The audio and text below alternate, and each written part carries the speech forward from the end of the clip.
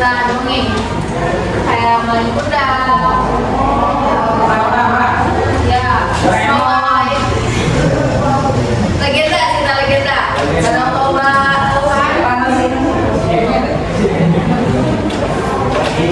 tahu nggak? Nah itu semua udah masuk ke naratif teks. Nah hari ini ibu akan menjelaskan apa sih definisi naratif teks itu, terus strukturnya juga dan tujuan dari naratif teks itu apa.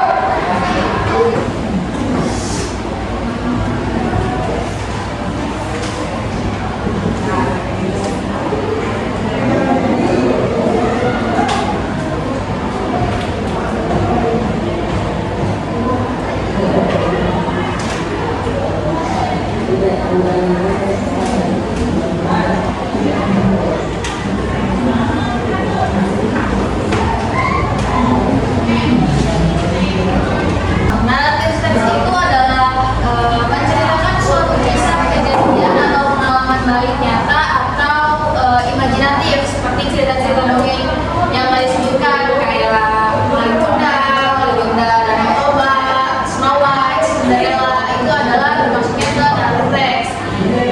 Di naratif teks itu ada tujuannya. Yang pertama itu adalah tujuan dari naratif teks.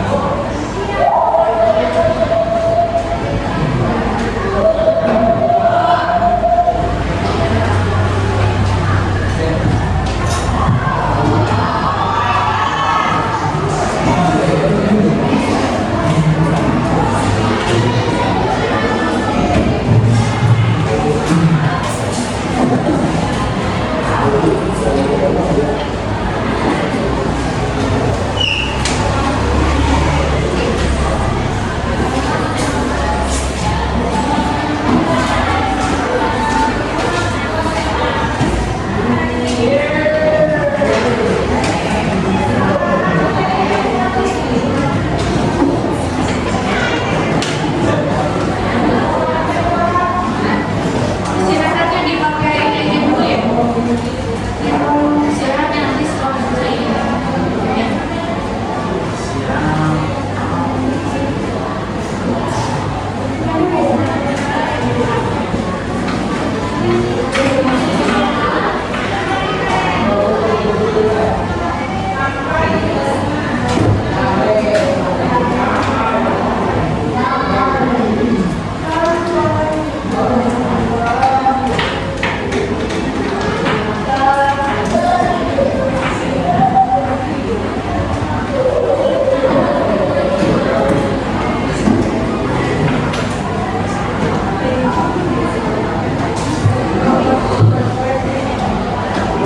Tujuan dari naratif teks itu adalah yang pertama untuk menghibur pembaca, dan yang kedua itu untuk menyampaikan pesan moral.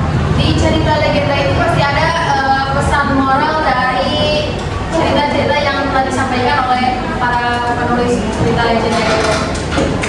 Dan ada beberapa jenis struktur atau struktur umum dari naratif teks. Yang pertama adalah orientation, yang dimana menjelaskan tentang tokoh, tempat, dan waktu. Yang kedua adalah complication, menceritakan tentang runtutan kejadian konflik dari cerita legenda tersebut. Dan yang terakhir adalah resolution atau penyelesaian masalah. Di akhir cerita pasti ada gimana sih cara menyelesaikan suatu masalah dari cerita tersebut. Nanti ada contoh naratif teksnya. Nanti coba kalian cari apa orientationnya, terus complicationnya, resolutionnya, seperti minggu kemarin yang tentang rekonteks. Dan ciri kebahasaan dari naratif teks itu sama seperti rekonteks. Ada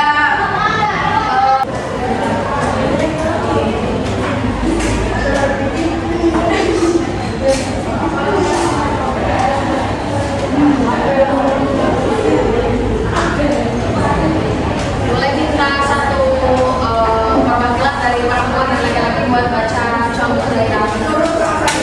Boleh. Siapa perempuan dulu? Boleh, silakan.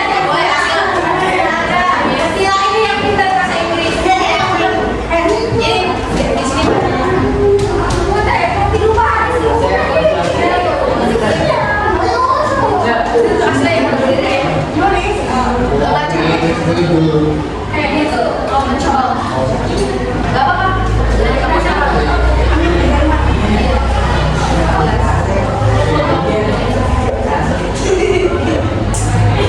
Mohon diperhatikan ya semuanya.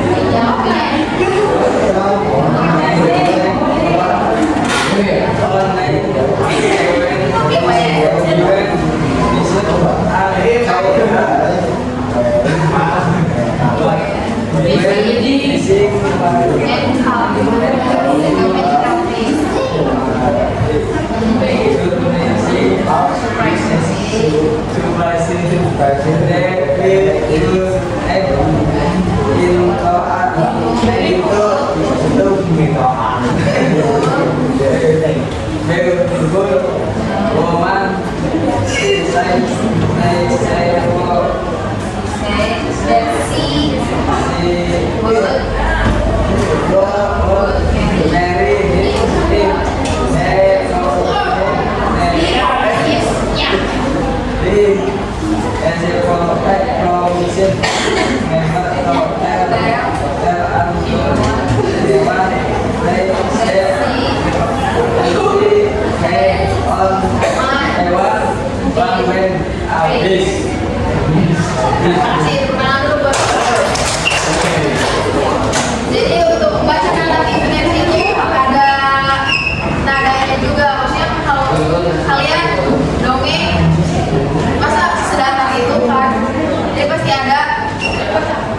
negaranya juga. Karena kalau begini bahasa Inggris susah dari pelafalannya ya. Jadi ibu bacakan ulang. The Legend of Lake Toba, legenda Danau Toba. Once upon a time, there lived a young man named Toba. One day, he went fishing and caught a magical fish.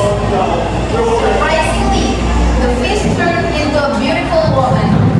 She said that she would marry him if he promised never to tell anyone that she had once been a fish. They got married and lived happily. Later, they had a son. One day, Toba became very angry and shouted at his son, calling him the son of a fish. He had broken his promise. Suddenly, his wife and son disappeared, and heavy rain poured down. The land was flooded and became what we know today is Lake Toba. Jadi suatu hari hiduplah seorang laki-laki yang bernama Toba. Suatu hari dia pergi memancing dan dia mendapatkan ikan ajaib. Dan terkejutnya ikan itu berubah menjadi perempuan yang sakti.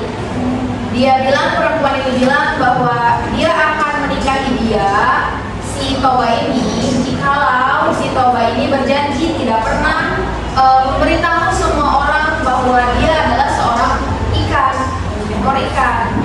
Kemudian mereka berdua menikah dan hidup bahagia. Kemudian mereka memiliki seorang anak dan suatu hari Toba tiba-tiba sangat marah dan meneriakkan anaknya. Dia bilang, "Hey, anak ikan, he had broken his promise." Dan si Toba ini melanggar janji dia kepada istrinya. Dan tiba-tiba istrinya dan anaknya merasa kecewa. Dan tiba-tiba suasana dan sedih. Apa sih namanya?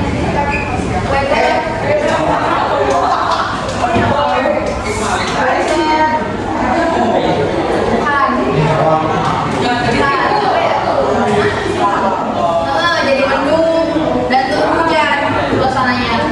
The land was flood dan banyak, dan di tempat itu karena air mata si ibu ikan ini dan anaknya, maka terjadilah nama Danau Toba. Seperti itu kurang lebihnya.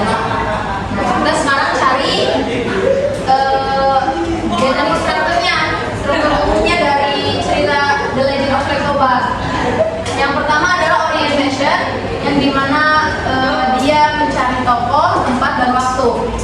Contoh seperti once upon a time, itu maksudnya ke waktu. Tokoh, nah ini kalau di sini berarti name Toba, tempatnya tidak di Danau Toba. Yang kedua itu adalah menceritakan konfliknya.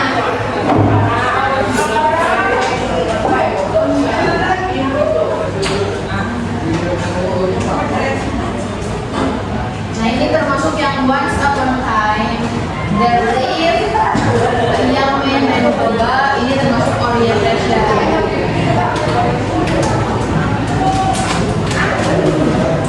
Complication-nya menceritakan konfliknya. Ada yang tahu nggak konfliknya itu mulai dari mana? Ya, tahu siapa tadi? Nah, dia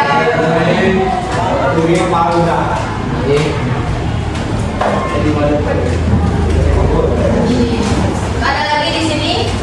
Mana lagi? Wah, mana soalnya? Ini bahasa Indonesia-nya itu adalah Toba menjadi sangat marah. Bukan, Toba itu mana coba? Apa? Coba pikir apa? Yes, betul. One day Toba became very angry and shouted at his son. Ini maksudnya ke konflik